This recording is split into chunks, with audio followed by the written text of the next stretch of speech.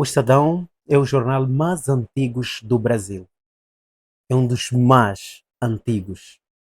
E para ter certeza, tive que dar uma pesquisada para aferir.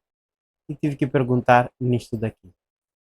E encontramos que hoje a líder em audiência e alcance nacional é a Folha de São Paulo. A Globo, mais tradicional, é a segunda. A terceira é o Estado de São Paulo, conhecido como Estadão. Esse jornal é o jornal que lidera em termos de ser tradicional e de credibilidade. Desde 1875, que foi fundada até então, ela se torna um dos jornais mais antigos que a história do Brasil já teve. Mas por que estamos trazendo esta informação exatamente neste momento? Enquanto se aproximam as eleições, o Estadão faz uma nota que é de se admirar a coragem e essa decisão de trazer essa opinião ao Supremo Tribunal Federal.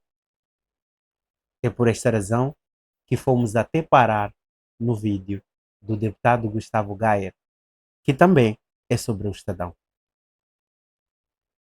Quando um dos maiores jornais do Brasil publica uma matéria na qual a manchete é STF em permanente estado de exceção é publicado, é porque a situação está realmente séria. Quando você fala que um governo ou uma corte está em estado de exceção, literalmente isso quer dizer que direitos fundamentais são ignorados, o legislativo não tem mais importância e todas as decisões devem ser acatadas imediatamente sob pena de ser preso ou ter sua liberdade cerceada. É uma ditadura. Aqui o Estadão está declarando que o STF criou uma ditadura no Brasil. E, curiosamente, o meu nome está num artigo como um dos exemplos de por que o STF virou uma ditadura. Então eu vou ler essa matéria, ela é muito importante. Eu vou ler ela rapidamente para você entender a gravidade da crise que nós estamos vivendo. E não é à toa que a maioria da população quer impeachment de ministros do STF.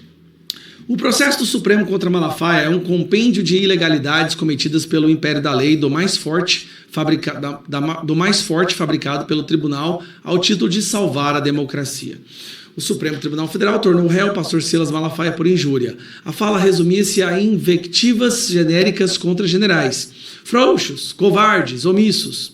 O feijão com arroz da política. Ainda assim, foi suficiente para mover o maquinário penal da corte. O STF gabaritou um catálogo de agressões ao devido processo legal, à liberdade de expressão, ao bom senso, o que faz do caso uma espécie de biópsia do Estado policial instaurado como um consórcio com a Procuradoria-Geral da República. E aqui é uma ditadura aliada ao PGR, o que ele está falando, tá? Malafaia não tem foro privilegiado. Os supostos ofendidos não se incomodaram a ponto de apresentar uma queixa. Mas a PGR se incomodou. A relatoria foi direto, sem sorteio, para o ministro Alexandre de Moraes por conexões com o inquérito das fake news. Quais? O que seria um episódio corriqueiro do debate político foi tragado por um circuito penal onde investigação, acusação e julgamento se confundem. Há evidências abundantes de um padrão. Já na inauguração do inquérito das fake news, aberto há longínquos 7 anos pelo ministro Dias Toffoli, Moraes censurou uma reportagem sobre uma menção ao próprio Toffoli em uma delação premiada. Agora, o ministro Gilmar Mendes solicitou a inclusão do pré-candidato à presidência Romeu Zema no inquérito por um vídeo com fantoches do próprio Gilmar. Moraes ordenou busca e apreensão contra o blogueiro, que noticiou o uso de veículos oficiais por parentes do ministro Flávio Dino. Manifestações políticas ou jornalísticas incômodas aos togados são tratadas como violações a serem reprimidas pelo aparato penal. Antes de continuar, Paulo Figueiredo, Fiuza, Alan dos Santos, Rodrigo Constantino, todas essas pessoas foram também perseguidas, são jornalistas, mas o Estadão não quis mencionar elas, tudo bem. O ministro Gilmar Mendes avisou que o inquérito será necessário nas eleições. O deputado Gustavo Gayer foi tornado réu pela primeira turma por associar o presidente Lula ao nazismo.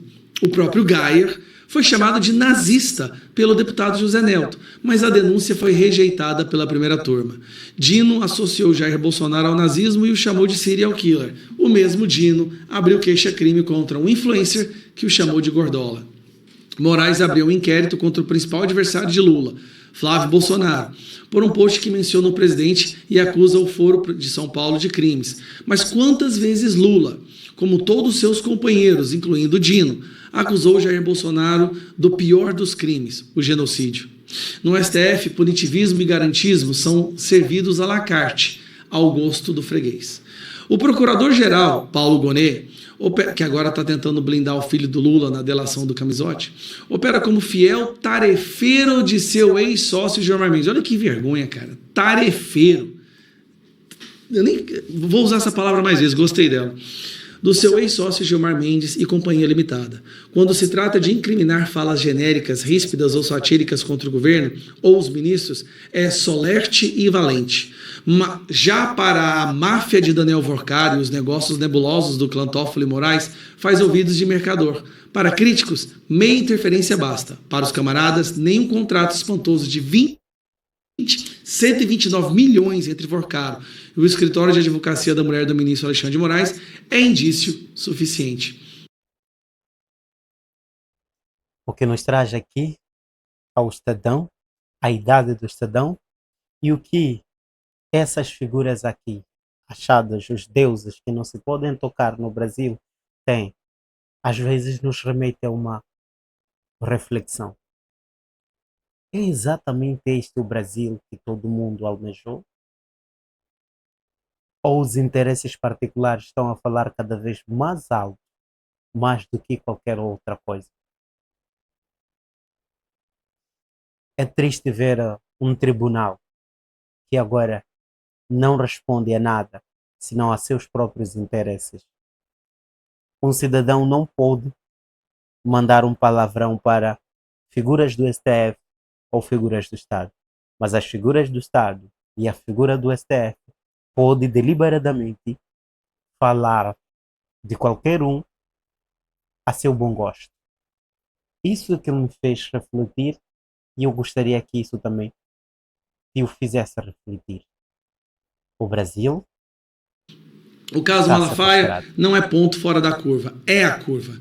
Nele se acumulam a expansão de competências, o uso elástico do direito penal, a criminalização seletiva de linguagem política, a equiparação de críticas a autoridades a ataques a instituições, as conexões misteriosas com os inquéritos infinitos, a contradição jurisprudencial e o passe de deux entre STF e PGR, a paz dos deuses, né, entre STF e PGR. Nesse jogo de cena, o Supremo investiga, acusa, julga e executa. Cara, como é bom ver o Estadão falando isso finalmente, né? A Procuradoria chancela e o consórcio pune ou blinda. Quem bem entende, como bem entende, pelo que bem entende. Ninguém sabe exatamente o que se pode fazer. Quem pode julgá-lo e segundo quais regras. O cidadão já não responde pelo que faz, mas por quem é e por quem desagrada. A lei, que deveria limitar o poder, é manietada por ele. O nome disso é conhecido, e não é Estado Democrático de Direito. Mostre-me o homem que eu lhe direi o crime, diz o comissário Beria ao chefão Stalin. Mudam os atores, a farsa não. Esse artigo do Estadão, tá? Essa nota do Estadão aqui, a opinião do Estadão, isso aqui é uma opinião do Estadão, não é minha não, tá? Então não me prende não, Moraes, nem me coloque em inquérito. É muito grave. Isso aqui nós estamos falando de um dos jornais que mais respeitados, até pela esquerda, dizendo claramente, o STF virou um Estado, um tribunal de exceção, e o Brasil é uma ditadura. E se você critica essa ditadura, você vai preso. Agora, se você rouba ou recebe 129 milhões de mafiosos, você está ajudando o Estado. O Estado Democrático de Direito do Brasil acabou se tornando esta coisa que ninguém aprecia por ter. Hoje, o choro de milhões de brasileiros é notório, mas dias de luzes diferentes estão chegando. Queria convidar você a deixar seu like e a se inscrever.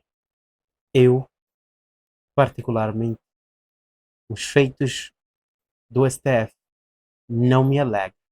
E nunca me alegram, para ser sincero.